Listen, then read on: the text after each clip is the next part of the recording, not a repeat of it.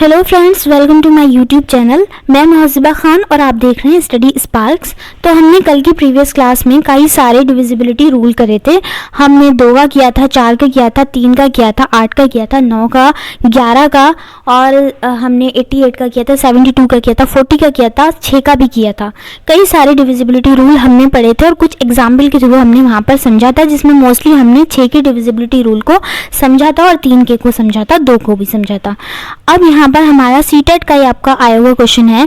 Question ये कहता है कि 9 से संख्या विभाज्य हो, यानी कि हमें 9 का विभाज्यता नियम यहाँ पर लगाना है और हमें ये याद होना चाहिए कि 9 का विभाज्यता नियम के अनुसार संख्या के सभी अंकों का योग 9 से विभाजित होना चाहिए। संख्या के सभी अंक, ठीक है, संख्या के जो सभी अंक हैं उनका योग, सभी अंक का योग 9 से डिवाइड होना चाहिए। और यही बात 3 के लिए भी थी। 3 का डिविजिबिलिटी रूल और 27 का भी यही था, इन तीनों का यही था, ठीक है। तो यहाँ पर 9 से डिवाइड करेंगे। अब ये संख्या है 5 + 4 + 3 + 2 + x + 7, जोड़ेंगे तो 21 + x आ जाएगा। अब यहाँ पर x की कौन कौन सी पॉसिबल वैल्यू, 9 × 9 = 9, 18 × 3 = 27। 21 तो कट नहीं रहा, इसलिए x की 0 वैल्यू तो नहीं ले सकते। 9 × 3 = 27 होते हैं, इसलिए सबसे पहले 6 ले सकते हैं, क्योंकि 21 में अगर हम 6 जोड़ दें, x की जगह पर 6 रख दें तो वो 9 से डिवाइड हो जाएगा। तो आई होप इस क्वेश्चन को समझने में तो कोई प्रॉब्लम आई ही नहीं होगी आपको, बहुत आसान था। अब आ जाते हैं यहाँ पर, अब ये मोस्ट इंपॉर्टेंट टॉपिक है जो कि मैंने आपको बताया था। 11 की डिविजिबिलिटी रूल से, विभाज्यता नियम से कई बार क्वेश्चन पढ़ा। अगर आप प्रीवियस क्लासेस में प्रीवियस ईयर के क्वेश्चंस देखेंगे तब भी आपको वहाँ पर मिल जाएगा देखने को। तो यहाँ पर हमें एक संख्या दी हुई है 78x3945, जो कि 11 से विभाज्य है और जिसमें हमें x की वैल्यू फाइंड करनी है। 11 का विभाज्यता नियम क्या था? सम ऑफ ऑड नंबर्स या फिर sum of even numbers minus sum of odd numbers, sum of odd numbers minus sum of even numbers, और ये इनका जो सम होना चाहिए वो आपको निकाल देना। तो 11 से विभाज्य होना चाहिए, 0 से 0 का गुणज होना चाहिए या फिर 11 का गुणज होना चाहिए। तो सबसे पहले हमें जो संख्या दी थी हमने उसको लिखा 78x3945। अब हमने इनको यहाँ से इकाई की अंक से 1 2 3 4 5 6 7 ये मैं अपने पास से करती हूँ, क्योंकि हमें यहाँ पर इससे पता चल जाता है कि ऑड प्लेस पर कौन कौन है और इवन प्लेस पर कौन कौन है, सम जगहों पर कौन है और विषम जगहों पर कौन है। तो सबसे पहले ऑड को कर लें, किसी को भी कर सकते हैं, हमें बड़े में से छोटा घटाना होता है। तो ये और ये ऑड है। कौन कौन? 5 + 9 + x और +7, इनकी ब्रैकेट अलग करी, माइनस करा। किसको माइनस करेंगे? 4 3 8 को, 4 + 3 + 8 को। Sum of odd numbers minus sum of even numbers, ये होने चाहिए 0 के या फिर 11 के गुणज। इनको जब जोड़ेंगे 9 और 7 कितने हो गए? 16 17 18 19 20 21, यानी कि ये हो गया आपका 21 + x भी है ना यहाँ पर, ये x है, और माइनस यहाँ कितने बचेंगे? 8 के बाद 9 10 11 12 13 14 15, -15। अब 21 में से 15 गए तो आपका 6 आ गया, यानी कि यहाँ पर 6 + x आ रहा है, जो कि यहाँ पर लिखा हुआ है। तो यहाँ पर 6 + x लिखा हुआ है। अब इस x की जगह पर ऐसी कौन सी वैल्यू हो जो कि 11 से डिवाइड हो जाए, जो कि 11 का गुणज बन जाए, 0 का और 11 का गुणज। तो देखो 0 का गुणज बनने के लिए तो पॉसिबिलिटी यहाँ पर कम नजर आ रही है। 11 6 में कितना जोड़ दें? 6 में अगर 5 जोड़ दोगी तो बन जाएगा 11। तो x की जो संभावित वैल्यू है वो यही आ गई, 5 आ रही है, ठीक है, क्योंकि 6 में अगर 5 जोड़ दिया जाएगा तो 11 बन जाएगा और फिर वो 11 से डिवाइड हो जाएगा। आई होप इस क्वेश्चन को समझने में कोई प्रॉब्लम नहीं आएगी। एक और एग्जाम्पल आ गया, 8 अंकों की एक संख्या दी हुई है 267A 3298, ज़रूर a की वैल्यू पूछ लेंगे और 11 से विभाज्य है ये भी बोल दिया गया है। तो हमें पता है कि 11 का जो विभाज्यता नियम है, डिविजिबिलिटी रूल है, वो ये होता है कि सम ऑफ इवन नंबर्स या फिर sum of odd numbers minus sum of odd numbers minus sum of even numbers, कुछ भी कर लो, बड़े में से छोटा घटाना है और 0 या फिर 11 का 0 का गुणज जरूर याद रखना है, भूलने नहीं है उसको, ठीक है। तो यहाँ पर हमें संख्या दी थी 2 6 7 8 3 2 9 8। इसको इकाई के अंक से हमें नंबर देने हैं 1 2 3 4 5 6 7 8, यानी कि ये और ये सब ऑड हैं। कौन कौन?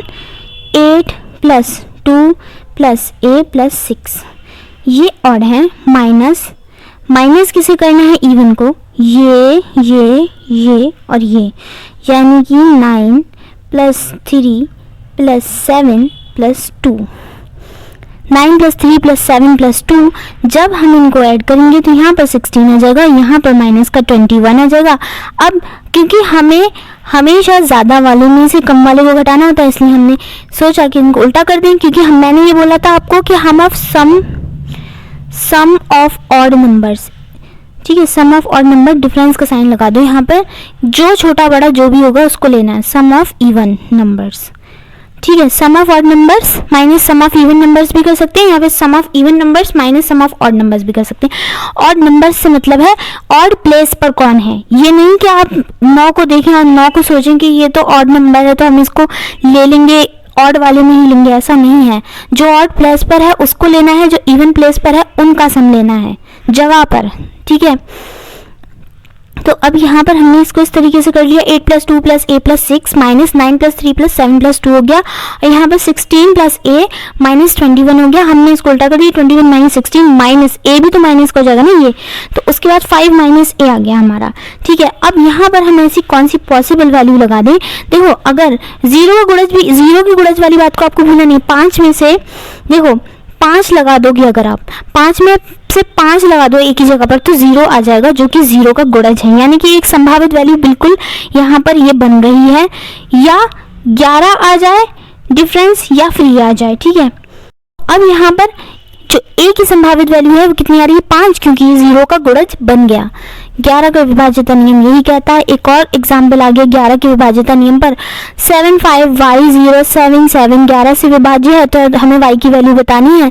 हमें यहाँ पर प्लेसेस देखनी होती हैं। कौन से प्लेस पर? सबसे पहले संख्या लिखते हैं, 75y077 1 2 3 4 5 6। ये मैं समझाने के लिए बताती हूँ, इसका कोई बड़ा मतलब नहीं है। इनको जोड़ना है, यानी कि 7 + 0 + 5 को जोड़ना है, -7 + y और +7 को जोड़ना है। इसको सही है।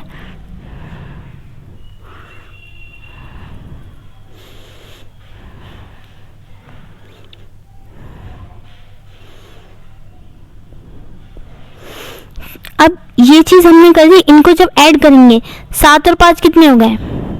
1 मिनट, 7 और 5 कितने हो गए? 7 के बाद 8 9 10 11 12, तो यहाँ हो गया 12। और यहाँ पर कितने हो गए? यहाँ पर आप देख सकते हैं 7 और 14 और -y। तो यहाँ पर अब इसमें भी ये वाली बात बन रही है ना हमारी, यहाँ पर भी -2 -y इस तरीके से बच रहा है। तो यहाँ पर आप देख लो कि यहाँ पर एक सेकेंड, हाँ, यहाँ पर -2 -y बचा, या फिर y + 2 भी बचाएगा, क्योंकि अगर आप 14 -y को पहले रख देते हैं, इस वाली ब्रैकेट को पहले रख देते हैं, तो ये बड़ी बन जाती, बड़ा में से छोटा माइनस करना है। यहाँ पर भी अगर आप -2 -y करेंगे, तो यहाँ पर y की जगह पर अगर हम 9 रख दें, तो -2 - 9 -11 हो गए, जो कि 11 का गुणज है। -11 भी तो 11 का गुणज है, पॉजिटिव भी ले सकते थे, उससे कोई फर्क नहीं पड़ता। इसीलिए यहाँ पर, और हमें वैल्यू इसकी फाइंड करनी थी, 2y + 3 की, यहाँ पर लिखा नहीं है, 2y + 3 की वैल्यू हमें फाइंड करनी थी। y की जगह पर लगा दिया हमने 9 दूनी 18 हो गया, 18 + 3 21 हो गया, तो ये इस क्वेश्चन का फाइनल आंसर बन जाएगा। एक और एग्जाम्पल आ गया, बहुत ही इंटरेस्टिंग एग्जाम्पल। 2 4 6 7 8 x 11 से विभाज्य है तथा 5 डिजिट 3 6 7 1 y 9 से विभाज्य है, तो हमें इसकी वैल्यू फाइंड करनी है x + y over x - y की। सबसे पहले यहाँ पे हमें 2 डिविजिबिलिटी रूल लगाने हैं, 11 का लगाना है और 9 का लगाना है, दोनों ही हमें पता होने चाहिए। 11 का विभाज्यता नियम क्या कहता है कि जो संख्या के इवन जगहों पर जो भी अंक लिखे हुए हैं उनका योग माइनस संख्या के और जगहों पर जो भी अंक लिखे हुए हैं उनका योग 0 का गुणज होना चाहिए या फिर 11 का गुणज होना चाहिए। अब 9 का जो डिविजिबिलिटी रूल है वो क्या कहता है कि संख्या के सभी अंकों का जो योग होना चाहिए वो 9 से विभाजित होना चाहिए, और यही 3 का विभाज्यता नियम है। आई होप आपको अब तक चीज़ें याद होती चल रही होंगी।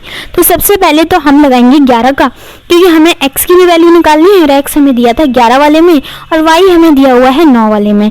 तो यहाँ पे हमने 11 का निकालना शुरू कर दिया और हमने क्या किया कि हमने ये किया कि 2 4 6 7 x 2 4 6 7 x को हमने ऐसे लिखा और इसको काउंट किया 1 2 3 4 5। ठीक है, अब हमने देखा यहाँ ये बन रहा है पेयर और एक इन दोनों का बन रहा है, तो यहाँ पर हमने इनको ऐड कर दिया। सही है, कुछ मिसिंग हुआ क्या? हाँ, एक मिनट, गलत हो गया था। 2 4 6 7 8 x है, 1 2 3 4 5 6 है ये और नहीं,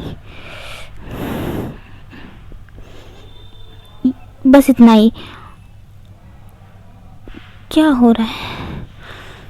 2 4 6 7 8 x 1 2 3 4 5 6 ये और ये। ठीक है, और यहाँ पे ये और ये इनका बनना है, यानी कि x + 7 + 4 - 8 + 6 + 2 जो कि यहाँ पर लिखा हुआ भी है।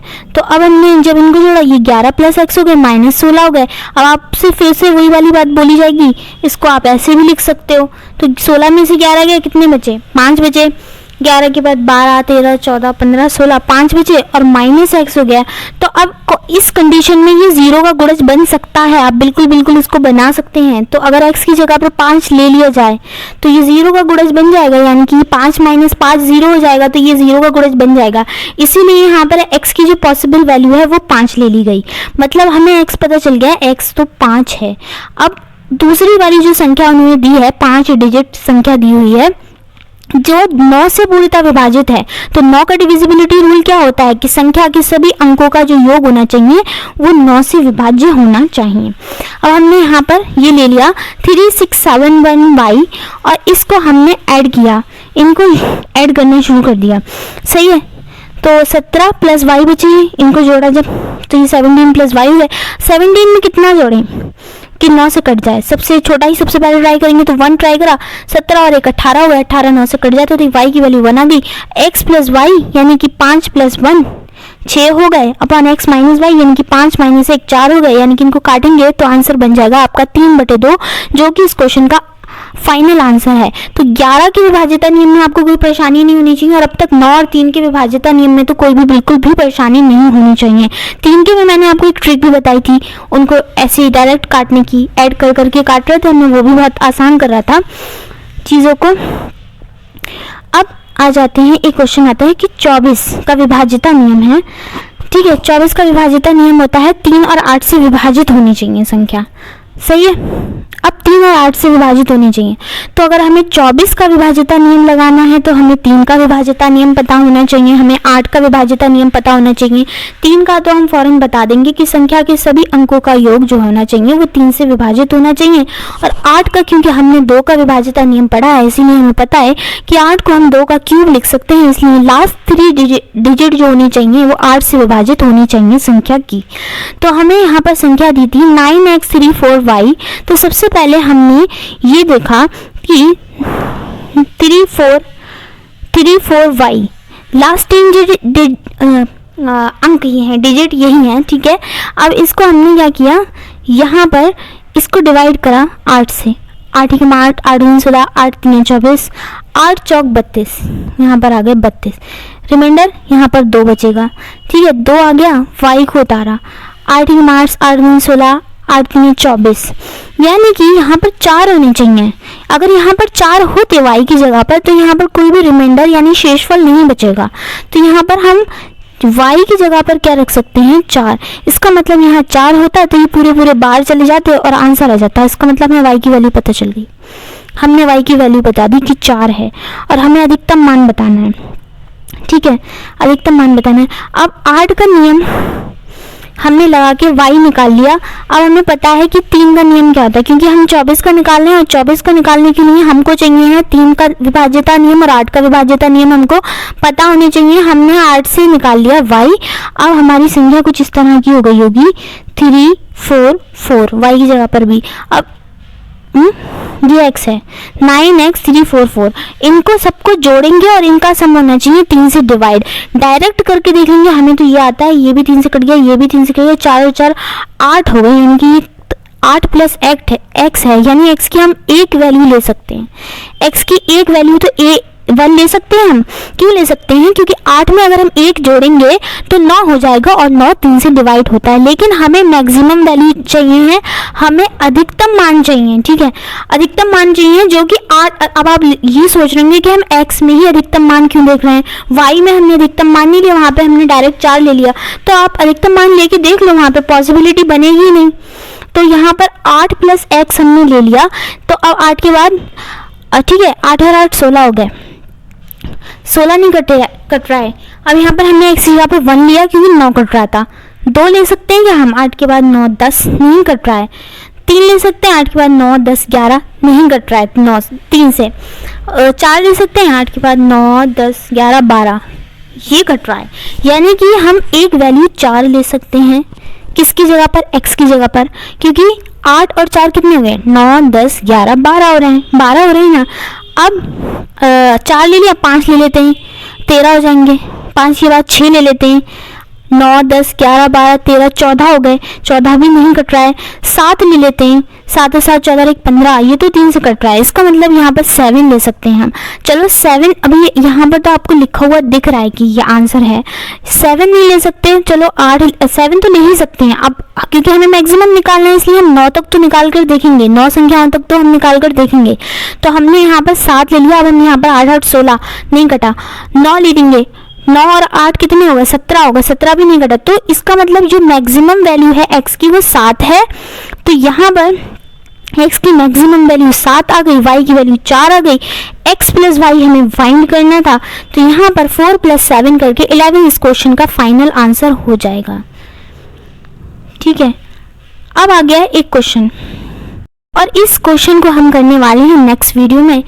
आई होप आपको आज की क्लास पसंद आई होगी। वैसे मैंने सोचा था कि 2 वीडियो में ये ख़त्म हो जाएगा, लेकिन वीडियो ज़्यादा लेंथी ना हो इसीलिए मैं कोशिश करती हूँ कि आप लोग इसको समझते चलें। और इन्हीं क्वेश्चन का, क्योंकि ये क्वेश्चन सारे आपके PYQs ही हैं, ये आपके प्रीवियस ईयर में आए हुए क्वेश्चंस हैं और बहुत ज़्यादा इंपॉर्टेंट भी हैं आप लोगों के लिए। तो आई होप आप लोग को मेरी वीडियो पसंद आई होगी। पसंद आई हो तो प्लीज़ एक कमेंट करके मुझे ज़रूर बताया करें। चैनल पर नए हैं तो चैनल को सब्सक्राइब करें, लाइक करें, शेयर करें, साथ में बेल आइकन को प्रेस करना बिल्कुल भी मत भूलिएगा ताकि आने वाला कोई भी नया नोटिफिकेशन आप लोगों तक पहुँच सके। मिलते हैं नेक्स्ट वीडियो में, तब तक के लिए गुड बाय।